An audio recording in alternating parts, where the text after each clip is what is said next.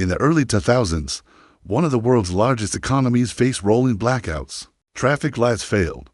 Businesses shut down without warning. Millions of residents were told to conserve power. What many people did not realize at the time was that behind the outages was not only a supply shortage, but a market structure that regulators would later say had been exploited. California's electricity crisis began with a policy shift in the late 1990s. State lawmakers restructured the electricity system to introduce competition into wholesale power markets. The idea was straightforward: separate generation from distribution, allow electricity producers to compete, and let market forces determine wholesale prices. Retail rates for consumers were temporarily capped to ease the transition under the new structure. Utilities such as Pacific Gas and Electric and Southern California Edison were required to buy most of their electricity through short-term wholesale markets rather than generating it themselves. The system relied on the California Independent System Operator to manage grid operations and maintain reliability.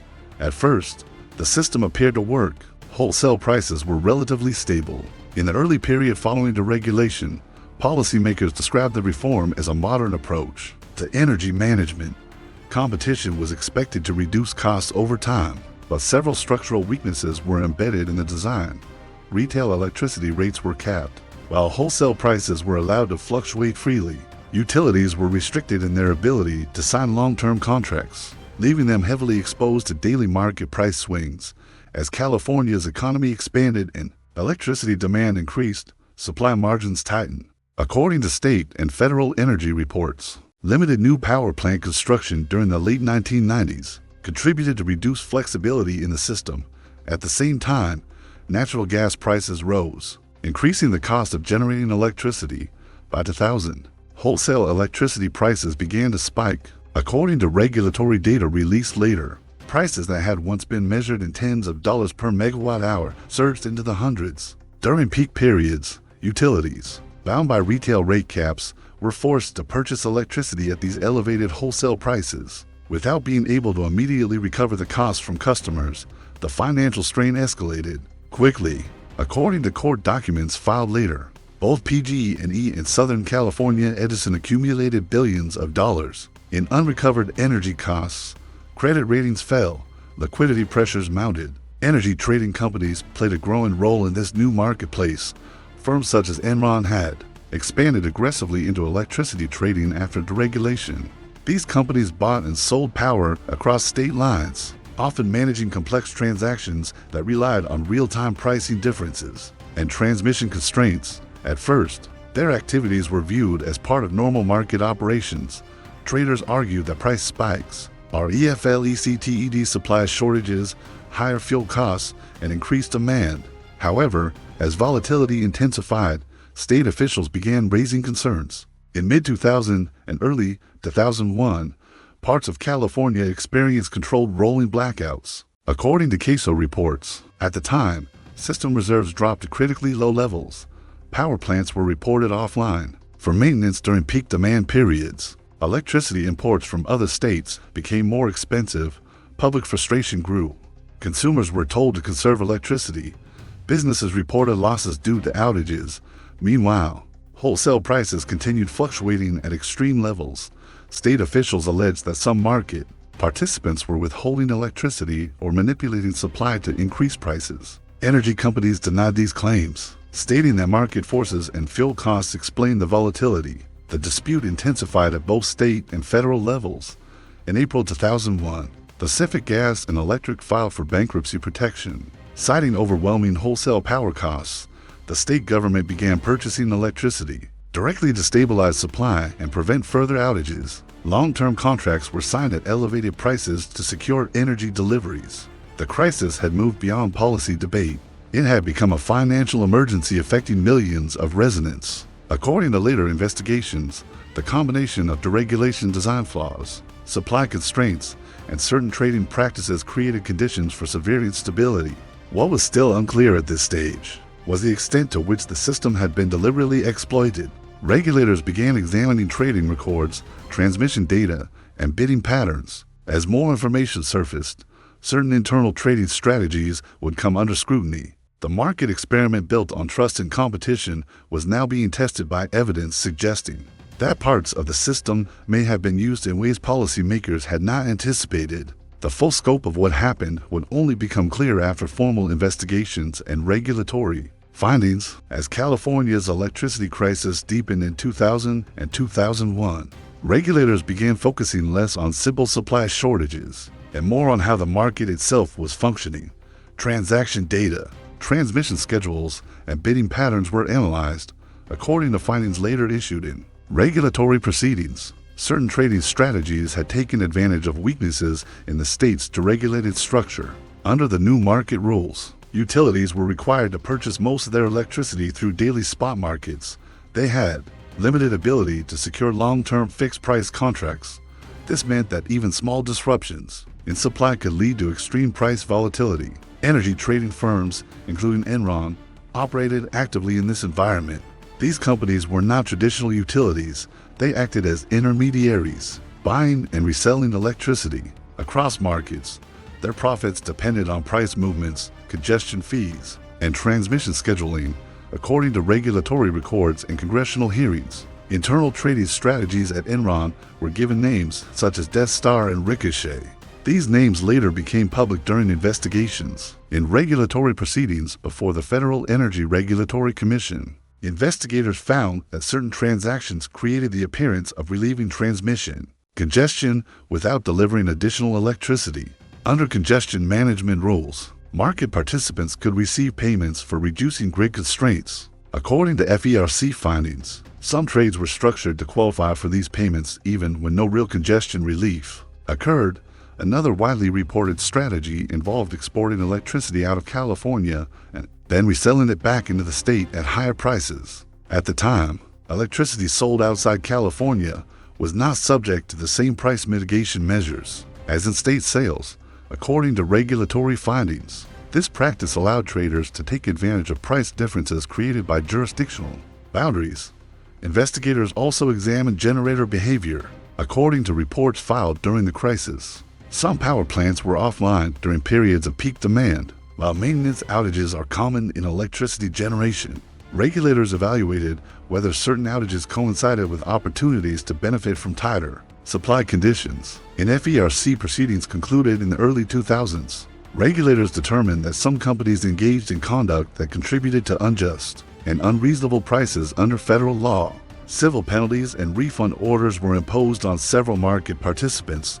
The distinction between legal arbitrage and unlawful manipulation became central to the case. Electricity markets are inherently complex. Traders routinely buy and sell contracts to balance supply and demand. According to energy economists, the California market's design created incentives for aggressive trading behavior.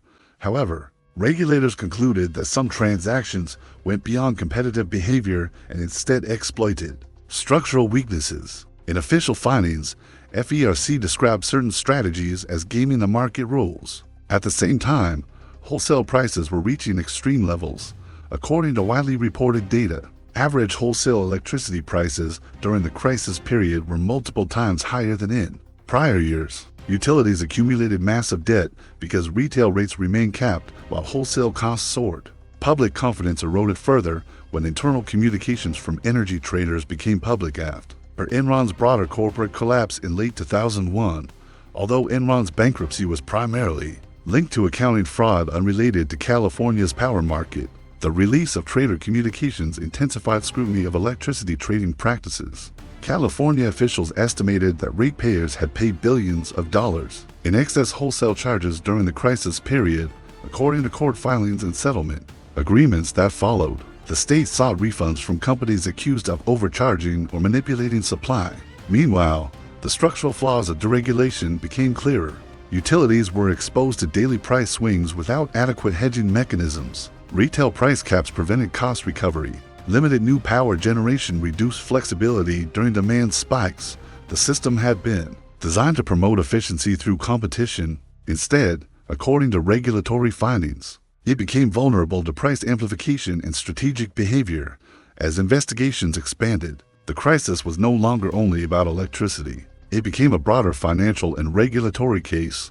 Questions were raised about oversight, enforcement authority, and the speed at which federal regulators responded. By the end of 2001, The market structure that had been introduced only a few years earlier was effectively dismantled. The state has stepped in as a major electricity purchaser. Utilities were financially damaged. Market participants faced civil penalties and refund obligations. The next phase would determine the long-term legal consequences and how policymakers attempted to prevent a repeat of the crisis. By mid-2001, California's electricity experiment had effectively unraveled. Rolling blackouts had disrupted daily life.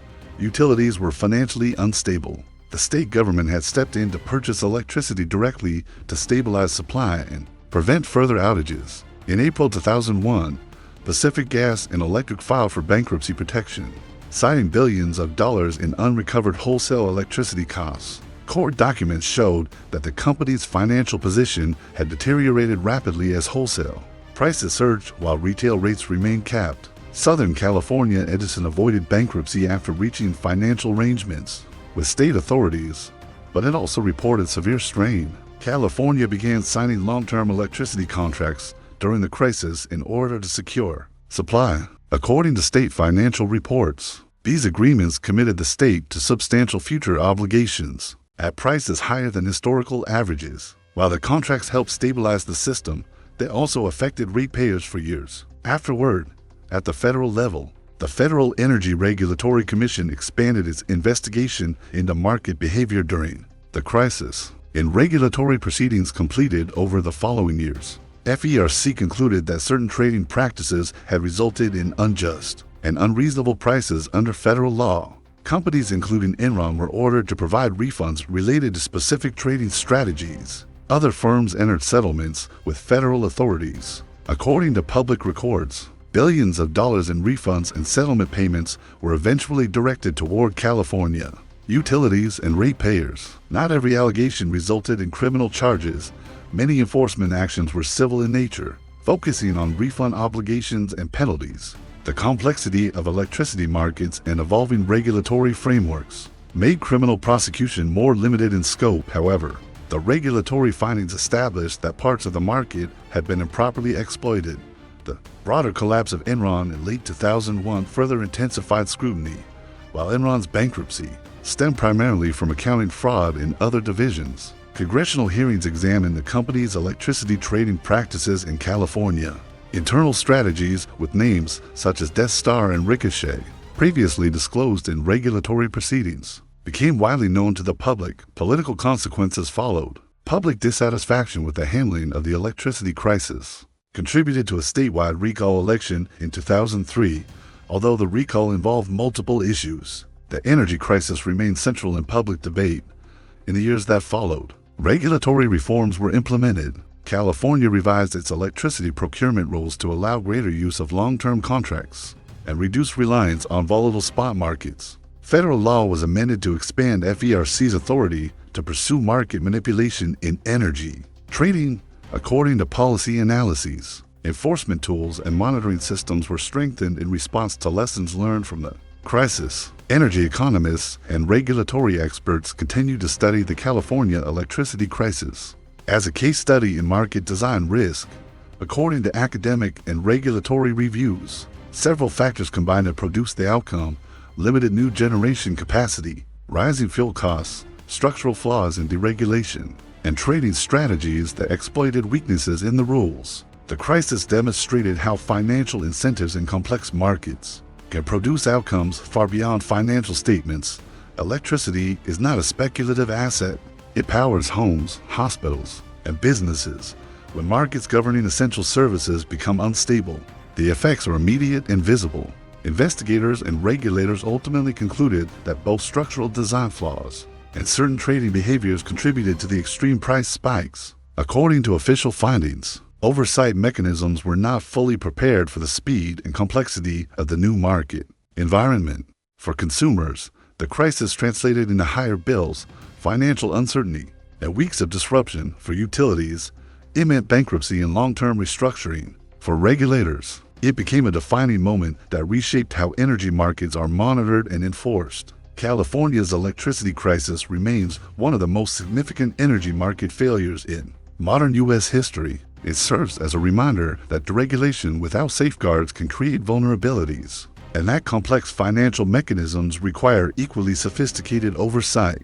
Understanding this case is not about revisiting past controversy, it is about recognizing how policy decisions, market incentives, and regulatory gaps can interact in unexpected ways. If you value fact-based investigations into financial systems, market failures, and corporate accountability, consider following the channel for future documentaries.